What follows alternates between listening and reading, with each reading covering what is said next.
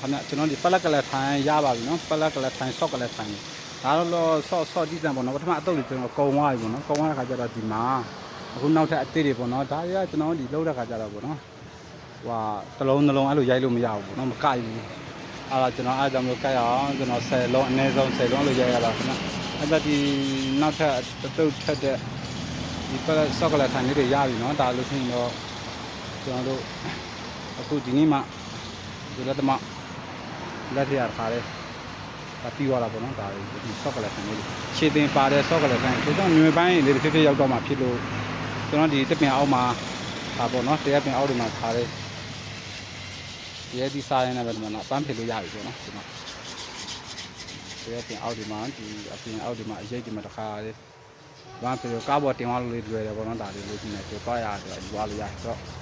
ဆော့ကလေးထိုင်ဆိုတော့လေဆော့ကလေးထိုင်ဆိုတော့ဒီမှာဒါဆိုလို့ရှိရင်ကျွန်တော်ဒီလွယ်ခေါက်မယ်လို့ဒီဟာဘဆွတ်ထုတ်လို့နေရတယ်နော်ဒီမှာမလိုက်လို့ရှိရင်ဒီမှာမလိုက်တယ်ဒီမှာနော်မလိုက်ဒီမှာဒီမှာလက်တစ်ဖက်ပဲလို့ဒီမှာနော်တစ်ဖက်တွေနဲ့ရတယ်ပေါ့နော်ခောက်တာဒါခောက်ထားတာပေါ့နော်ဒါအဲ့လိုလေးပြပြလေးဆိုကျွန်တော်ကားလေးမှာတင်ထားလို့ရတယ်တစ်ဖက်ပဲခောက်လို့ရတယ်တစ်ဖက်ဆိုရပြီဒါနှစ်ဖက်ကန်ရမလို့ပေါ့နော်ဆိုတော့နှစ်ဖက်ကန်အောင်နော်အားလုံးကျေးဇူးပါမမဆိုရင်ဒါတွေကျွန်တော်ပို့ဆက်လိုက်နေတော့ခိုင်းတန်ပို့ပြီးတော့ပြင်ကိုလိုစစ်ပြင်ကိုလိုအစ်စ်ဖြစ်ကြောင်းအာမခံနေတော့ဝါလို့ရှိရင်ကျွန်တော်ဒီအကာသားကိုလုံးဝမပေါအောင်သူကကြိုးစားကျွန်တော်လှုပ်ဆောင်ထားတာပေါ့နော်တော့တစ်တကလေးကိုကျွန်တော်ဒီရှားရတာခက်တယ်ပေါ့နော်အနစ်တွေရှားရတာခက်တယ်နောက်ပြီးတော့အလုံးကြီးမှအနစ်ထွက်တာလေသူက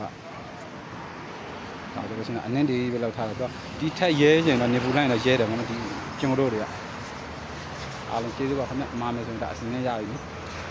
အတန်းကြားလာပါခင်ဗျ